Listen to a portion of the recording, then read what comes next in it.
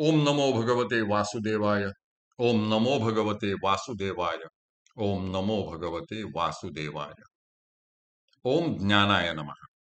सार्थ ज्ञानेश्वरी, दिवस 223, अध्याय 10, विभूती योग। श्री गणेशाय नमः। नमो विशद बोध विदग्धा विद्यारविंद प्रबोधा पराप्रमेय प्रमदा विलासिया। नमो संसारतम सूर्या अपरिमित परम वीर्या तरुण तरतुर्या लालन लीला। नमो जगत खिल पालना मंगळमणि निधाना सज्जन वन चंदना आराध्य लिंगा। नमो चतुर चित्त चकोर चंद्रा आत्मानुभव नरेंद्र श्रुतिसार समुद्रा मन्मथ मन्मथ मन्मथा। निर्मल अशा ब्रह्मज्ञानाचा बोध विशद करण्यात चतुर असलेल्या विद्यारूपी कमलाला विकसित करणाऱ्या आणि परावाणी रूपी प्रमदा म्हणजे स्त्रीशी शास्त्रांमधील प्रमेय व सिद्धांताच्या अर्थासह विलास करणारे आहे श्री गुरु, तुम्हाला माझा नमस्कार असो। संसाररूपी तमाचा नाश करणारे सूर्य असलेल्या अपरिमित अशा परमवीर्याने म्हणजे सामर्थ्याने युक्त असलेल्या आणि तारुण्याच्या भरात असलेल्या तुर्यावस्थेचे लालन पालन करणाऱ्या हे श्री गुरु, तुम्हाला माझे नमन असो। अखिल जगताचे पालन करणाऱ्या मंगलकारक मणिरत्नांचे निधान म्हणजे ठेवा असलेल्या सज्जनांच्या वनातील चंदनाचा वृक्ष असलेल्या आणि आराधना व पूजा करण्यास योग्य असलेल्या हे श्री गुरु, तुम्हाला माझा नमस्कार असो। भक्तांच्या चित्तरूप चकोराला चंद्राप्रमाणे आनंद देणारे आत्मानुभवाच्या आनंदाच्या नरेंद्रा श्रुतींच्या साराचे समुद्र असलेल्या आणि मन्मथ म्हणजे कामाच्याही मन्मथा म्हणजे देवा, अशा तुम्हाला माझा नमस्कार असो। नमो सुभाव भजन भाजना भवे भकुंभ भंजना विश्वोद्भव भुवना श्री गुरुराया। तुमचा अनुग्रहो गणेशू जय दे आपुला सौरसू तै सारस्वती प्रवेशू बाळकाही आथी। जी दैविकी उदार वाचा जे उद्देशू दे नाभिकाराचा तै नवरस सुधाब्दीचा थावो लाभे। जी आपुलिया स्नेहाची वागेश्वरी जरी मुके याते अंगीकारी तो वाचस्पतीशी करी प्रबंधू होडा।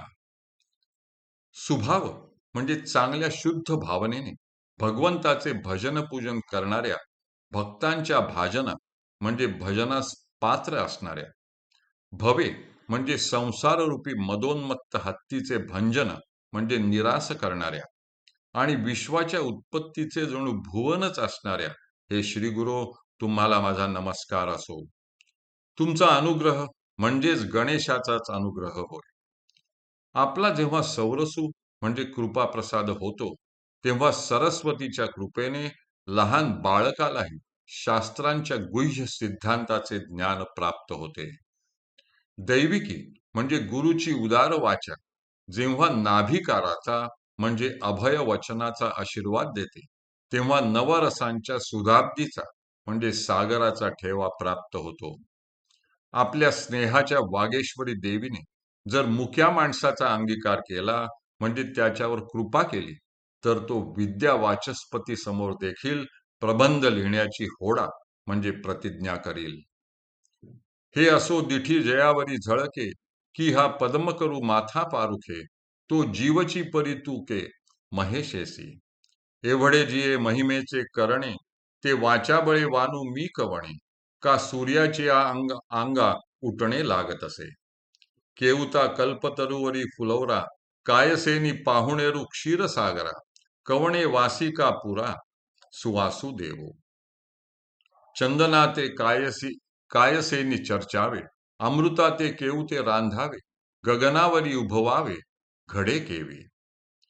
हे सर्व वर्णन असो ज्याच्यावर आपली दिठी म्हणजे कृपादृष्टी झळकेल अथवा आपला हा पद्मकरू म्हणजे वरद हस्त ज्याच्या माथ्यावर पारुखे म्हणजे स्थिर राहील तो जीव म्हणजे प्राणी मात्र असला तरी खरोखर महेशाशी तुके म्हणजे साम्य पावेल।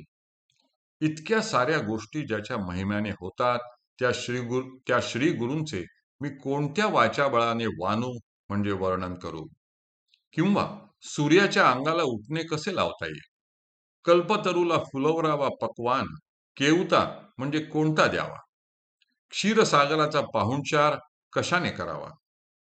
कोणत्या सुवासाने कापुराला सुगंधी करावे? चंदनाला कशाची उटी लावावी? अमृताला कसे रांधावे म्हणजे अमृताचे वेगळे पक्वान्न कसे करावे? आणि गगनावर घडे म्हणजे मांडव कसा उभारावा? तैसे श्री गुरूंचे महिमान, आकळीते के असे साधन, हे जाणून मिया नमन निवांत केले. जरी प्रज्ञेचे नि अथिलेपणे श्री गुरु सामर्थ्या रूप करू म्हणे, तरी ते मोतिया भिंग देणे तैसे होईल. का 15.5 रजतवणी तैशी स्तुतीची बोलणी, उगी याची माथा ठेविजे चरणी हेची भले. मग म्हणितले जी स्वामी, भलेनी ममत्वे देखिले तुम्ही, म्हणून कृष्णार्जुन संगमी प्रयागवटू जाहलो. त्याप्रमाणे श्री गुरूंचा महिमा आकलन करून देईल असे साधन कोणते आहे, हे सर्व जाणून मिया म्हणजे मी त्यांना निवांतपणे नमन केले. जर प्रज्ञेच्या संपन्नतेच्या जोरावर श्री गुरूंच्या सामर्थ्याचे रूपवर्णन करावे म्हटले, तर ते चकाकी यावी म्हणून मोत्यांना अभ्रकाचा मुलामा दिल्यासारखे होईल. किंवा 15.5 दराच्या 52 कशी सोन्याला ज्याप्रमाणे रजतवणी म्हणजे चांदीचा मुलामा द्यावा, त्याप्रमाणे मी केलेल्या श्री गुरूंच्या स्तुती वचनांचा प्रकार होईल. म्हणून यापुढे काही न बोलता नतमस्तक होऊन गुरुचरणी माथा ठेवणे हेच भले म्हणजे श्रेयस्कर होय. मग ज्ञानेश्वर महाराज म्हणतात, अहो स्वामी, ज्ञानेश्वर आपला आहे अशा ममत्वाने तुम्ही माझ्यावर कृपादृष्टी केल्यामुळे कृष्णार्जुन संवादरूपी संगमात मी प्रयाग येथील वटवृक्षाप्रमाणे झालो आहे. हरिहि ओम, हरिहि ओम, हरिहि ओम. हरये नमः, हरये नमः, हरये नमः.